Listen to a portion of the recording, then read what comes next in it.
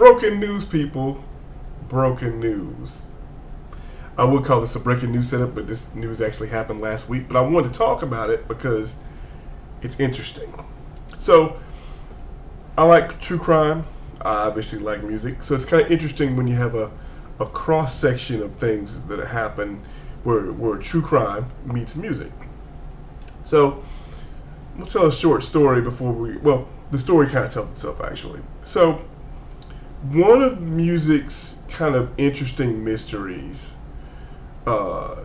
is what happened to Frank Little. Now, Frank Little was a guitarist for the O'Jays, the solid R&B group of the 60s and 70s. And I'm reading this article from the New York Post, back on the 15th.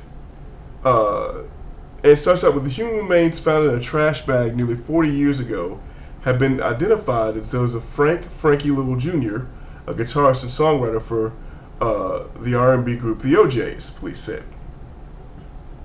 So according to the article, the remains have been discovered in February 1982 in a garbage bag behind a now shuttered business in Twinsburg, Ohio.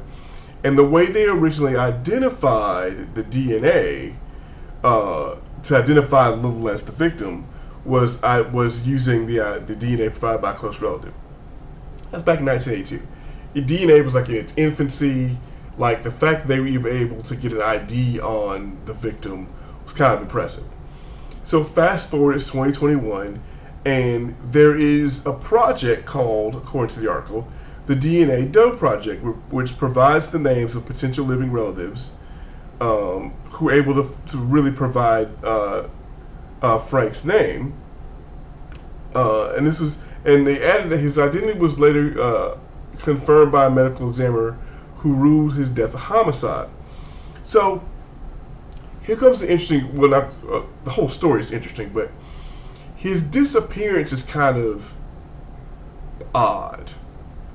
So they talked to Gerald Levert, not Gerald Levert, who's also in Levert, but they talked to Eddie Levert, who I didn't realize was lead singer. Hang on. I forgot that Eddie Levert was the lead singer for the O'Jays when they were inducted back in 2005. I totally forgot that. Yeah, it's Bobby Massey, Eddie Levert, and Sammy Strain. Wow. Okay, I'm gonna do a Rock and Roll Hall of Fame segment. Probably Thursday. I gotta watch the latest Rock and Roll Hall of Fame because I'm doing a playlist for it on this channel here soon. But I totally forgot that Eddie Levert, before the whole Levert thing happened, was the lead singer of the O'Jays.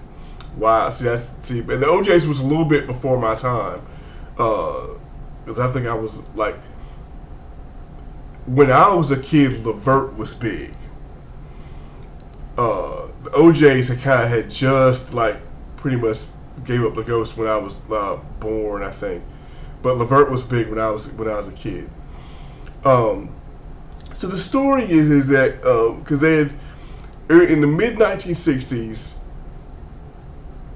Frankie was playing guitar for the O'Jays, and according to Eddie Levert, Eddie always thought he could have been big in the music business, but according to Eddie, he was in love, and that love drove him back to Cleveland, quote unquote. And so over the years, they kind of like lost touch. So Little was last known to be alive, according to the article, in the mid 70s, and was in Cleveland like in the early to mid 70s. So we're talking about like 73, 74, 75. Apparently, he also served in the U.S. Army for 2 years, including a Vietnam War deployment. So that at least puts him, say, in Vietnam. And if we're being conservative about it, if he was a guitarist in the late 60s, and some reports say like from maybe 65 to 68 he was a guitarist for the band, then he does a tour in Vietnam for at least 2 years. So that puts him back in the States at, let's say, the end of the war. And that puts him, I guess, in Cleveland, let's say 74, 75. His remains are discovered in 82. So somewhere between let's say 75 and 82, something happened to him. Now he's on, just to give you a kind of a timeline of where he's at. He worked with Levert on a handful of songs, including 64's "Do the Jerk" and 66's "Pretty Words." He was with them when they first went out to Los Angeles. So he was in the band. The family, never knew what happened to him, and his disappearance is actually kind of still a bigger mystery. But the family's good to know that, that they have closure. The article has a lot of a couple of pictures of Frank Little, and it says he was last seen alive in the 1970s before joining the Army during the Vietnam War. It's a cold case. It's like a super cold case, but they were at least able to identify his remains and get the family some kind of closure. It's one of those, like, what happened? It's also one of those, and it kind of reminds me, if you watch the Temptations movie that plays it, that I've seen a couple of times, it reminds me a little bit of kind of the David Ruffin situation where he's in the band, something happens while he's in the band, and I'm not really comparing the situations in the sense that, so in the David Ruffin situation, David had like a whole bunch of drug problems, and the band kind of kicked him out and kind of shunned him for a long time. Might be Eddie Ruffin, one of the Ruffins, but he gets shunned for a long time, and the band kind of loses track of him. And they eventually get back together, and then everything's fine for a little bit until they're inducted to the Rock and Roll Hall of Fame. With Mr. Little, it's like he was in the band. I haven't necessarily heard why he wasn't in. Well, they can say he fell in love with a girl and moved back to Cleveland. He chose he was presented with the love or money choice. He chose love. He goes back to Cleveland. He decides to go to Vietnam. That, like, the whole story is filled with like twists and turns. Where I'm like, okay, so you do a tour of Vietnam near the end of the war. And he's still, when you look at the pictures in the article, which I'm gonna link in the description box for this video, the last picture of him was like a really young dude.